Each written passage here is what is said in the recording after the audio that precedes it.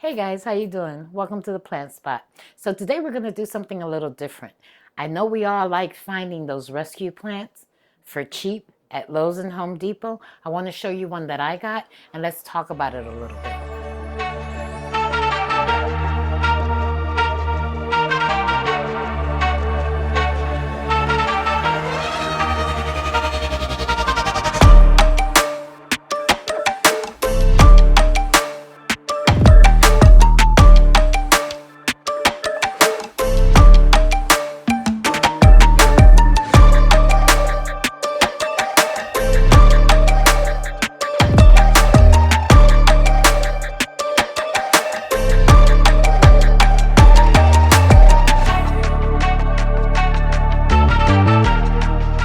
All right, guys, as I mentioned, we're going to do something a little different. You know that typically on the Plant Spot, we only talk about plants that I've had in my care for X amount of time.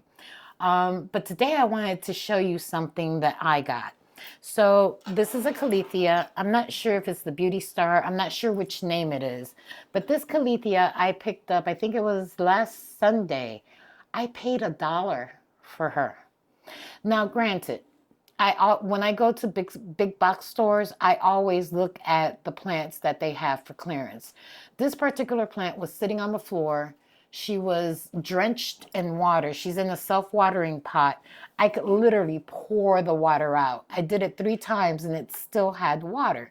But in looking at the plant and inspecting it at the store, I couldn't see any signs of any pests or anything of that nature. She just looked a little beat up, from being cared for incorrectly, if you will. Not that I'm an expert with Caletheas, but I know that she wasn't being cared for very well. So I decided to bring this one home. For $1, why not? What do I have to lose? Initially, I brought her home and I took her out of this pot and I let her drain because she had a lot of water in the substrate. My second move was to wash her down. I took and I sprayed her with my homemade solution, alcohol soap, which contains alcohol, a little bit of peroxide, neem oil, and some Castile soap and water. So I sprayed her down real good, front and back of the leaves, inspected her even closer, and then I cut off all of the damaged leaves. And you can tell, that even after cutting off the damaged leaves, she still had a full set of leaves and she's got some new growth happening right here. As an extra precaution for this particular plant, I don't have a whole lot of places to isolate, so she's sitting on a coffee table in the other room right now, apart from everybody else. And what I've been doing is every couple of days, I'm checking her to make sure that I'm not seeing anything that I may have missed. Like potentially, we know these plants are susceptible to spider mites. So that's what I've been looking for the most. I've been checking the back and the front of her leaves just to make sure. I did notice she's got quite a few rips, and that's just from her being mishandled. She's got some ugly leaves here, which I could have cut those pieces off. But these leaves are still beneficial for the plant because they're still photosizing. That's not the right word. Photosynthesizing for the plant. But yeah, I believe in rescuing plants up to a certain point. Sometimes you can pick up these plants at a cheap at these big box stores, but you have to be very careful. My suggestion would be to inspect the plant. If it's overwatered, that's one thing. You can always, let her sit and drain some of that water. But if you notice even the inkling of pest, like for instance, little spider webs or something crawling on the back of the leaves, I wouldn't bring that home. I would I would absolutely leave it there as much as it pains me.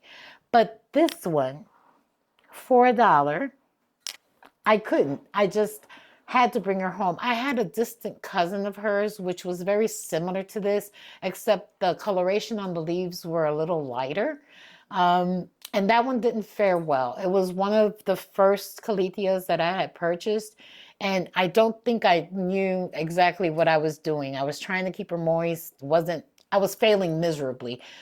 At the end of the day, no matter what I did, I wasn't able to save that particular plant. So when I saw this one and the young lady told me this one's only $1, I was like, I'm taking her home with me. This will give me another opportunity to test my skill set with this particular type of plant to see if the self-watering method is actually the best method for that. You know, in past videos, I have told you that for me, caletheas that are in some type of setup that is self-watering actually perform better in my home. So this one was already set up like that. I'm gonna leave her set up like this. Obviously, I'm not gonna water her anymore because she is still very much damp. As soon as this topsoil dries out a little bit, then I'll give her a little bit more water and I'll keep you posted. And I say all this to say, when you go to the big box stores, check out those clearance racks. Sometimes they do have some beautiful plants that are worth saving or at least trying to save. And this was one of them. So if you like this type of content, make sure to come back and visit me. Leave us a comment. Don't forget, like, subscribe. Talk to you real soon.